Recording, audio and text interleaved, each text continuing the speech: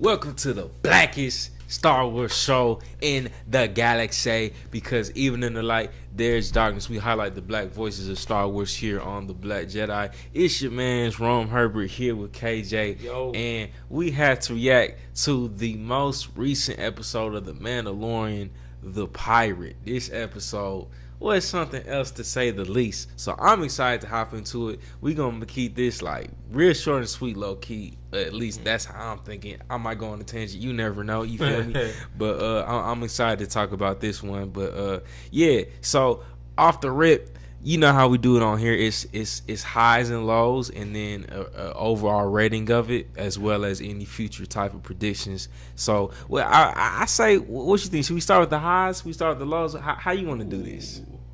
Yeah, we can go high. Go high, and then go. Okay, yeah. Let's go high, man. Let's go high. Yeah. When they go high, we go low. No, when they go low, we go high.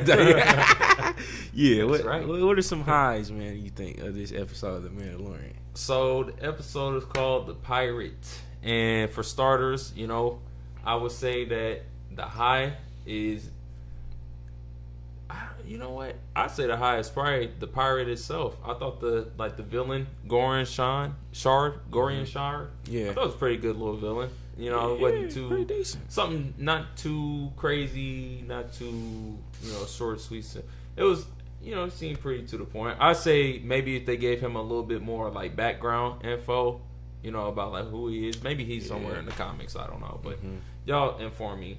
But yeah, I thought it was a cool looking dude. Remind me of like Blackbeard, like Captain Jack Sparrow, Pirates of the Caribbean, those vibes. So I wasn't really too mad at that. I thought it was a pretty cool looking character, cool concept, and design, and just his crew as well too.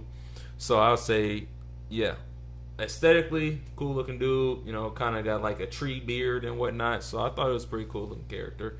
And of course, got Carl Weathers, bringing him back into the storyline. I like how they are still keeping him in the mix.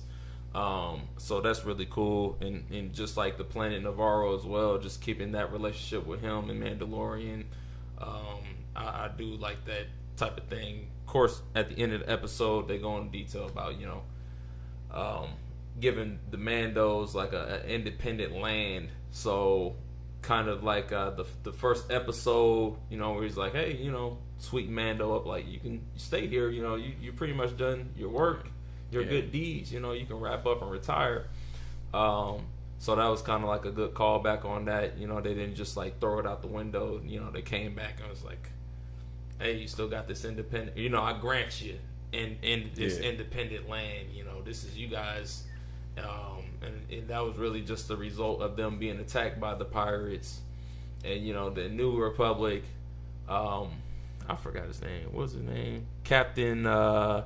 Captain coming in. Teva. Yep, coming into the picture, and Mandalorian is just like it's supposed to be discreet, closed off planet, nobody's supposed to know our location, and R7 R5 snitched on him. Yeah. R5 is a rat, man. R5 Takashi, boy.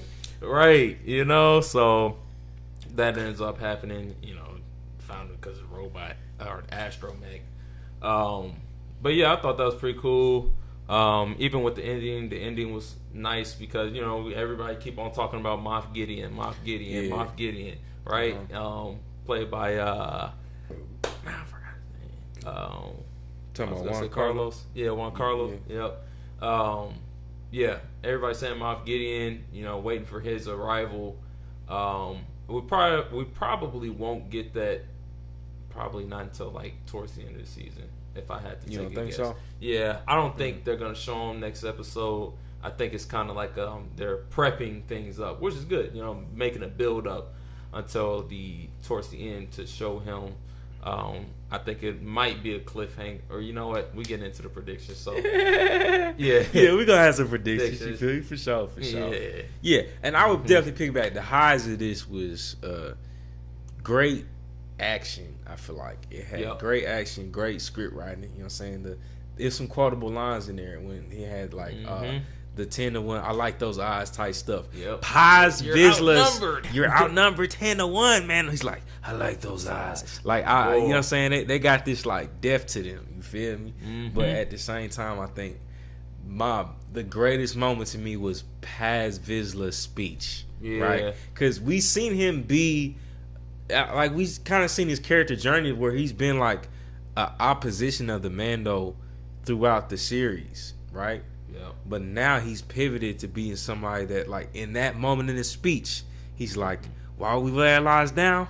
Because we're Mandalorians. You feel me? You know what I'm saying? Man, you like, yeah. And then he started going in. Like, they went for my son. We got to ride for these dudes, man. Like, this is what we do type stuff. You feel me? So that was like, man, like that. I feel like that Volta, that turn that he had in his speech was like, just so dope, man. Spot on. Like the writing, I feel like it's just a plot, because you was expecting how he typically has done. He's typically interjected opposing the Mandalorian. You know what I'm saying? Opposing, helping out, opposing, like Quest really being like a op to the Mando. So it was dope to just see him pivot to now being somebody that's now a proponent of them, an advocate for risking the life of the foundling. You know what I'm saying? And yeah, so that's like, I don't know. He feels honored to, like, you know, be by their side and fight. So I like that. I think KJ said this too. Like, he should be like the general, because his presence just inspiring. You feel tight stuff. He feel menacing. Like, he feel like a Bane type character. You know what I mean? You feel me? Like, he a Bane type dude. So yeah, I just thought, man, Pa's a real one. Yeah, I mess with that. I have a lot of great shots, you know, like going back and forth with the ship and the aerial scenes, you know, going back and forth with the battles between the pirates and the Mandalorians. I thought those were really great shots. You know, just seeing Din Djarin just like sky through the air, and like it goes like a close up, you know, on the ship, and then him. I thought that was really cool shots, and you know, just going back and forth with the pirates, and also just Mandalorians preparing for battle, going on foot and going within the city, and like battling against the pirates as well. I thought some of those were pretty cool looking shots. Yeah, overall, man, like the episode was awesome. I thought they executed it well. And then, you know, of course, we get to see Tim Meadows in there. Yeah, that was unexpected. I honestly didn't even know who he was. Like, he looked familiar though, but I didn't know. I didn't have previous frame reference for him. So it's interesting. And that was the first other black character we seen on the screen. Colonel Tuttles, who we're talking about, Tim Meadows. He was the dude that's like, yeah, well, doesn't look like we can do anything for them. He stopped him in the middle of the hollow mess. He didn't even finish it. He's like, you're on your own, buddy. You feel me? I'm like, dang, man. And then what's her name? I want to know more for story. Her name. I know, but it's like her eyes just like IG-88 or something. Her officer or RG something 88. But it's like, man, what is her beef? You know what I'm saying? What's her background story? I'm curious now. I know she was on the ship with. It was Moff Gideon ship that she was on, so it's like, well, is she like tuned in? Yeah, is she kind of still on the fence? Like, what is her aim? I don't know. I feel like maybe her character is like, because she was talking about how she didn't really have a chance to pick and choose what she wanted, so it's kind of like a whoever. How would I explain it? It's like since I didn't get to choose what I want, and this person like chose for me, I'm just gonna go hard as I can for them. So like, she went so hard for the Empire, the Imperials. That was kind of like her identity. Maybe now that she's picked up by the New Republic, maybe that's like her new identity. So she's just going so hard for them. Or, you know, you never know. She might just still be for the Empire and just waiting until, you know, Kylo Ren and his gang show. Yeah, you know. Or that too. You know, you never really know. First order.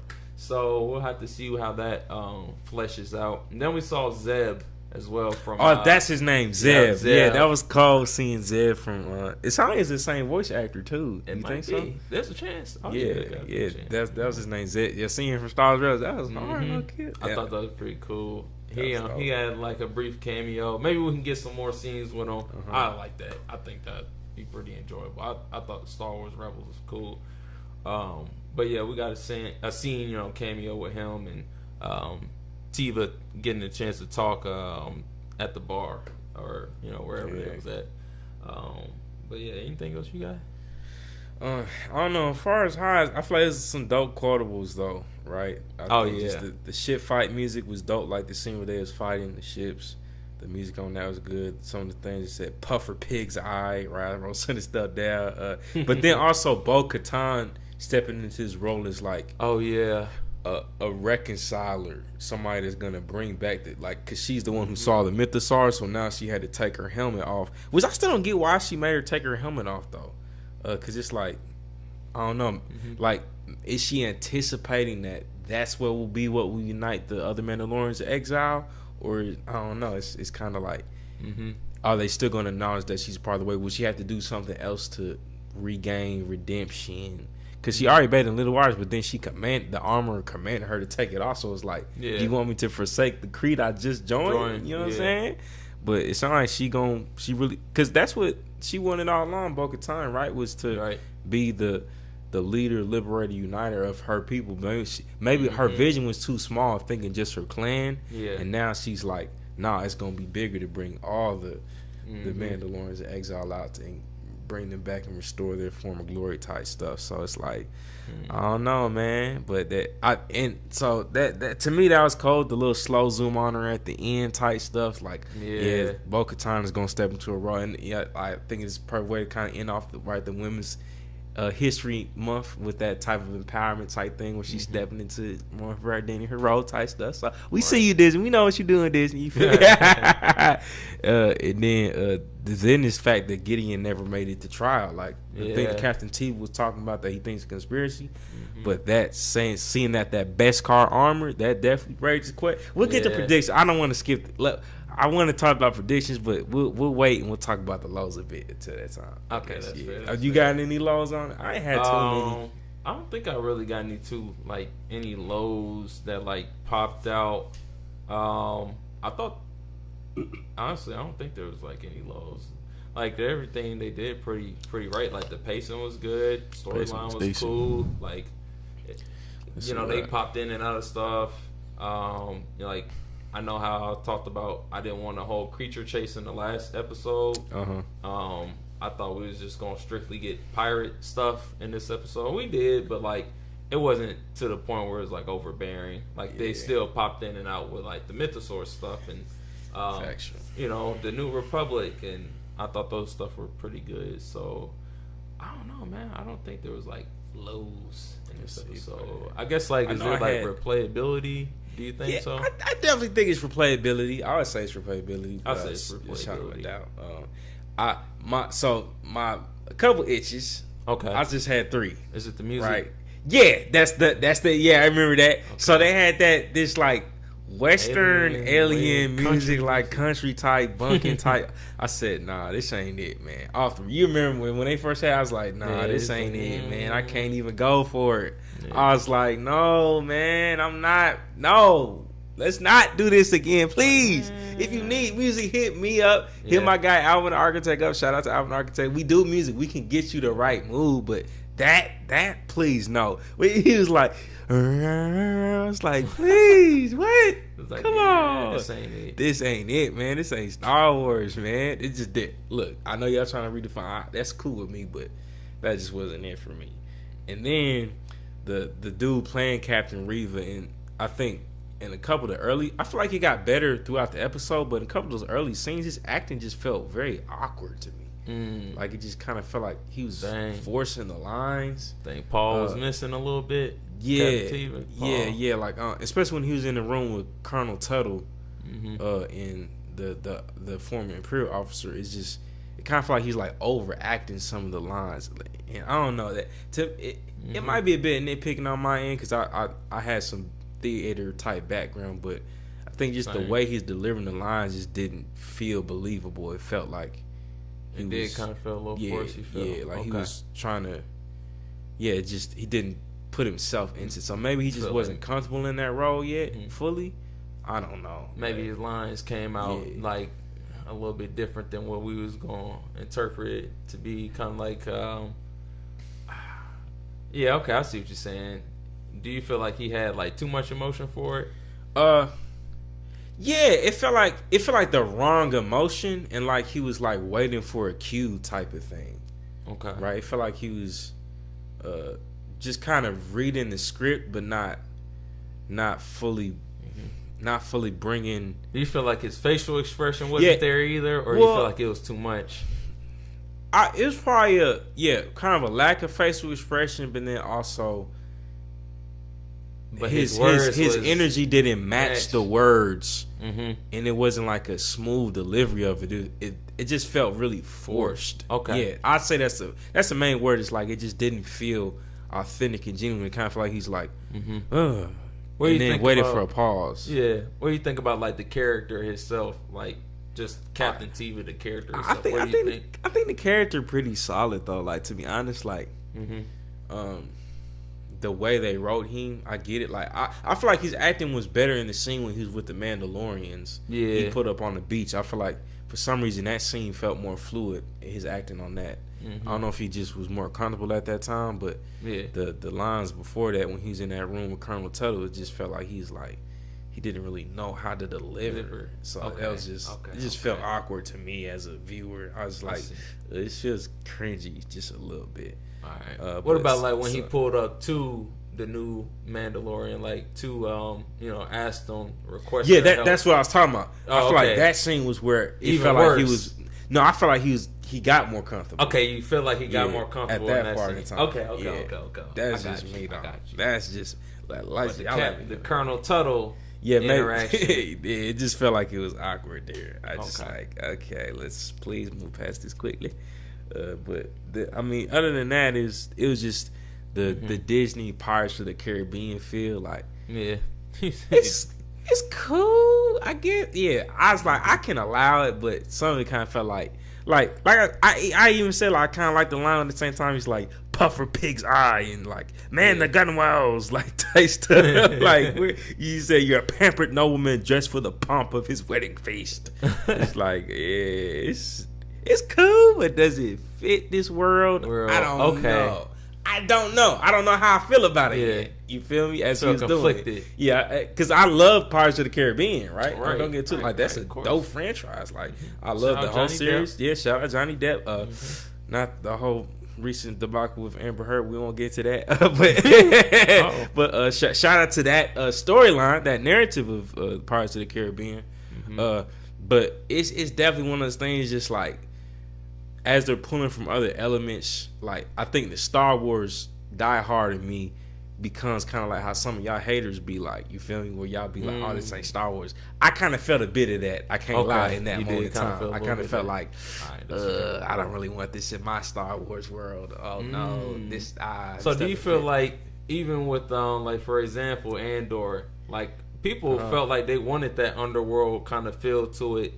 Do you feel like that's a good direction to go into for like some of the live action series, that underworld feel or like Western feel on certain things, or do you feel like strictly sci-fi?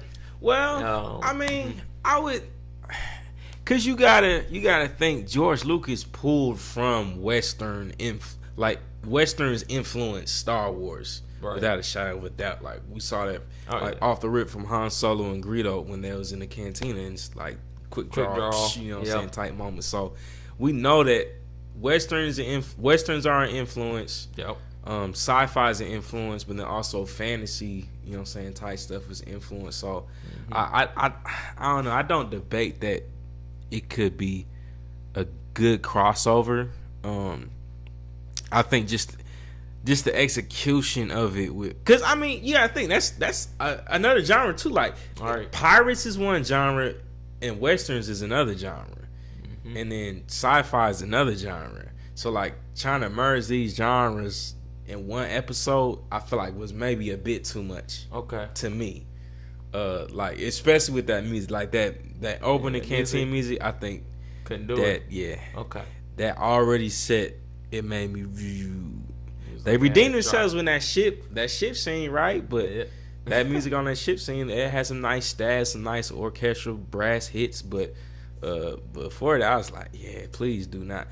like, yeah, they done a good job so far in The Mandalorian scoring it, but I think that part was like, yo, what's going on here? Please don't. It's like, Please do not do this again. But I mean, The Mandalorian's been pretty solid on that front, I say. And I don't know. I definitely say it's actually been pretty solid front. That's cool. Yeah, That's cool. but so yeah, I say that's probably my only lows of the show. That's good. I'd say that's probably I would say Yeah. some of those things too. Kind of piggyback on those too as well for like the lows. Again, like this episode was good. I thought everything, you know, it was. I think the rating, I'm gonna have to give it a 9. Damn, 9.5. 9.5. Woo! Yeah, Dang, so you love this episode. I love the episode. Wow. Even though for it to be pirates, that's okay. I say it's somewhere in that 9 to 9.5 because I couldn't find too much that they did wrong with it. Man. The length of it was great too, and like you said, the pacing was pretty great of it. And they wrapped it up good, in my opinion. I feel like people will be like, "Ooh, now she took her helmet off," and like all these because that's the whole thing. Because he just joined the Creed, so it's like, wow. So I'm gonna say that. Yeah. What about you? I'm gonna be honest, man. I'm surprised you gave it such a high rating. So I'm gonna be nitpicky. I say this like a 7.6. Okay, Yeah, 7.6 for me. And so for me, it's like one. In my opinion, that's low key a failure of the director if the acting isn't up to par, especially a franchise like this, right? I mean, historically, some of the Star Wars acting has been kind of cringy. See, Anakin Episode 2. Dang. But at the same time, it's like I feel like we're at a point to where, man, like acting like that shouldn't just kind of can't let fall that through slide. the cracks. Yeah, clean that up. Yeah, I feel like they should have reshot those scenes and been like, yeah, this delivery isn't coming through. Like, I feel like a good director can like really be like, okay, nah, we gotta run this back. We gotta make sure that this part is tight. So I feel like that's a huge miss for me if something like that gets through to a series like The Mandalorian, where I feel like the bar is so high, like the acting so like on point. Like, I mean, you got Carl Weathers on this. You know what I'm saying? Right. Carl Weathers is in this series, so I shouldn't see any. All his scenes on point. Yeah, this is so I feel like supporting cast, you need to be beat because you got a legend like Carl Weathers, because this man has been in. If you don't know his resume, just go look him up. Right, so we're gonna do an episode on him. Yeah, we're gonna do an episode on him for sure. So, I feel like that was like, you need to get that together, Disney. But then, like I said, just the music too. I feel like that took it down another point for me, because this is The Mandalorian. I feel like The Mandalorian has just been on point so much that my expectations is just too high for it to like be like, oh, that acting was really bad for like a whole 4 minutes, and then the music scene was just offbeat. Yeah, I said, nah, we're gonna get those 2 points out the way. So other than that, I can, like you said, I won't say forgive the Pirates, because I don't think it's a bad crossover, but I wouldn't say it would affect my enjoyment of the series for sure. It was definitely, it felt a bit off, but I don't think it doesn't reflect the playability of it. I think the thing that affects the replayability is that music and that acting. I feel like that stuff shouldn't slide in a series like this for me. But I don't know. Let us know y'all ratings and y'all reasoning. You feel me? We love to hear. But what are some predictions we have for this upcoming Mandalorian episode? I guess just like going back to what I was saying, and like the highs about like Moff Gideon. I think there's a big chance that we will see him. Of course we're gonna see him, but towards the end is what I'm saying. He won't. I don't think he's gonna appear in the middle of the series just quite yet. I don't think so. Let me know how. Yeah, I don't think so. Let me know. Like, is it 12? I wonder if it's 12 episodes for this season. I don't know yet. I think it's like. If it's like 10, I guess this is halfway through the point, because this was episode 5. So maybe he might show up in the next episode. Yeah. But yeah, I can see him pulling up in the next episode, to be honest with you. Think so? Yeah. I think it's a possibility, at least. You know what I'm saying? So do you think maybe that girl that's like all in Like the maybe new she's the Republic, one that's you know what I'm saying, like coordinating being accomplice with that. Okay, yeah, I think Yeah, I think that's a possibility. You feel me? Yeah, I'd say maybe she could be in cahoots with Moff Gideon, but the thing is, they found Beskar alloy there. So it's like somebody from that camp, from the Mandalorians, is trying to bring him to justice, or they have some type of grander goal at play here. Right? Yeah, they did say Beskar alloy. Beskar alloy. I don't know, man. And Captain T was like, "Shoot, we just work with them." Yeah. He's like, he like, "Oh, what did I do?" He very tight stuff. Man, I don't know. I think, and that's another thing. Yeah, I think maybe the next episode might be focused on that doctor and the other girl. I think they probably gonna go back to them. Okay. Next episode. Yeah. And well, I don't know. It's tough to say because of the cliffhanger with Bo-Katan, it makes me think they're gonna. But I can easily see them like pushing her storyline back. I think going to them. I could easily see that too. Because they've done that a lot. I feel like they've left off on something, and we think we get a continuation of it, which we do. Yeah. But sometimes I feel like it's not like right there. Then it takes a while to circle back. Type stuff. So I think it will come towards the end of the season, but maybe not next episode. That's just my prediction. But yeah, that, and also with Zed making a cameo, is there a chance that other Star Wars Rebels characters could make a cameo? You know, like Ezra, like Ahsoka, and you gotta think Bo-Katan is in the series as well, and she was in Star Wars Rebels. I didn't think about that. So yeah, with Zed being in there, I would love to see Ezra. I thought Ezra was in it in that one episode. Yeah. No, that was Bad Batch. Oh yeah. We're gonna get back to that too. Yeah, we're gonna get at it eventually. But that's a great point. Yeah, I wonder if they're gonna bring in some of those rebel characters into it. Do you think like Thrawn? That'd be dope to see Captain Rex. Thrawn, that'd be crazy. Yeah, they need Thrawn in the live action. I don't think they had him in live action yet. That would be hard. But Captain Rex coming through. Who else was in that? R.I.P. Caleb Doom. Yep. Man, my guy. That'd be hard. I feel like that'd be hard if they had them come back. Like that. Okay. All right. Yeah. Let's see how they go. Yeah, I see it's all solid predictions. You feel me? I mean, definitely let us know what do you think will happen in the next episode of The Mandalorian. I think The Pirate is definitely a solid episode. If you haven't watched it, go watch it right now. And let us know your thoughts as a result of it. As always, the blackest Star Wars show in the galaxy. Make sure you like this video, subscribe to the YouTube channel, and comment below what are some other content pieces you would like to see from us. Follow us on Instagram. We're gonna be posting little snippets and stuff, and have some shorts here for you of just us reacting to the as we watch and stuff, like type things. You feel me? So definitely stay tapped in with us. We love y'all. We appreciate y'all tapping in with us, because even in the light there is darkness. See you on the next one. Peace.